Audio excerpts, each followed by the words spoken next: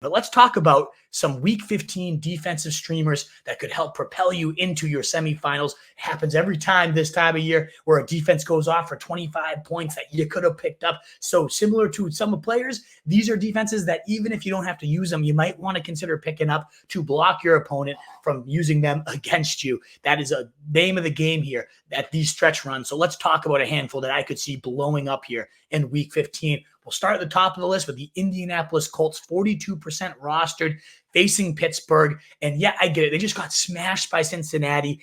They still scored a touchdown, though, to salvage their day. They now have 4 touchdowns in their last 5 games. And you look at their other counting stats, 21 sacks in 5 games, 10 turnovers, over 16 fantasy points per game, nearly 5 more than the next closest defense. And the stretch run here is beautiful. First, this week up, they get Mitch Trubisky. Let's tee him up. They just gave up 2 sacks and an interception to a kind of crumbling Patriots defense over that last Thursday Night Football. I could see the Colts at home teeing off against Mitch Trubisky. Then after that, they get Desmond Ridder and Aiden O'Connell to wrap up your fantasy playoffs. So a defense coming in more scorching hot than anyone in the league now gets 3 great matchups here. And I get the last week wasn't pretty, but I really have faith in the Indianapolis Colts to have some monster efforts here down the stretch. If you miss out on them, though, Atlanta facing the Carolina Panthers, only 33% rostered. Their first week, they got the Panthers, and they scored 12 fantasy points against them, the Falcons did.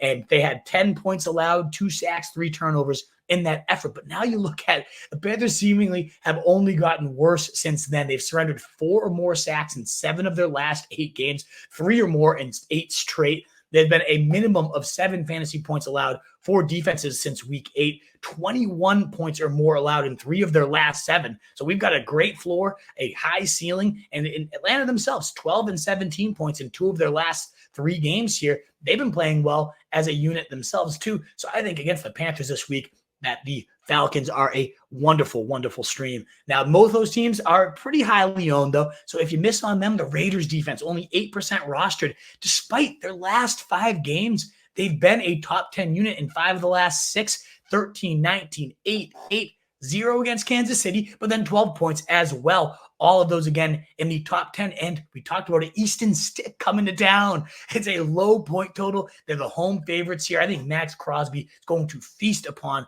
this crumbling line here and just murder Easton Stick. So this is a defense opportunistic. We've seen them feast on bad offenses in the past. I think this could be as ugly of a team as we've seen this crumbling Chargers offense.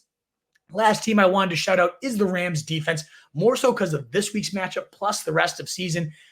I don't know how strongly I feel. I certainly like the Colts, Falcons, Raiders much, much better as plays this week and some long-term upside there to the Colts as well. Even the Falcons have a decent playoff schedule. But you look at what the Rams are lined up with here. First, Washington coming in week 15. They've given up 23, 16, and 12 fantasy points to the last 3 defenses they played. Second most sacks allowed on the year.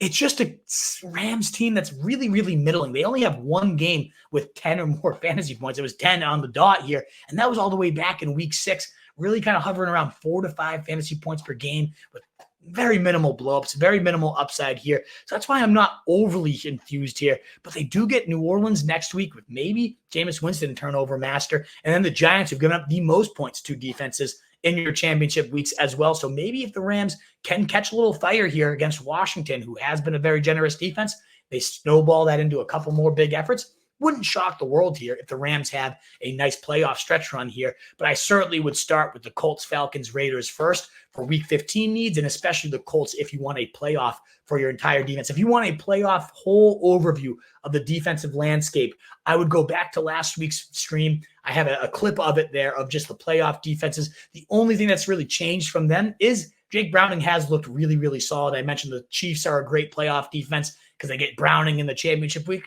Maybe that's not looking so pretty here. But ultimately, other than that, all of those defenses still look like they're in great spots. The Packers, the Texans, definitely some defenses you could look at for your playoff stretch runs. I would definitely go to the YouTube channel here and check that out if you're looking for what defenses to pair up. One strategy I recommended that I've done in my leagues, and I picked up the often dropped Eagles defense, who they get the Giants in week 16, and I paired them with the Cleveland Browns defense, who have a nice schedule, including the Jets over there in week 17. If you can make that pairing, it's a beautiful one.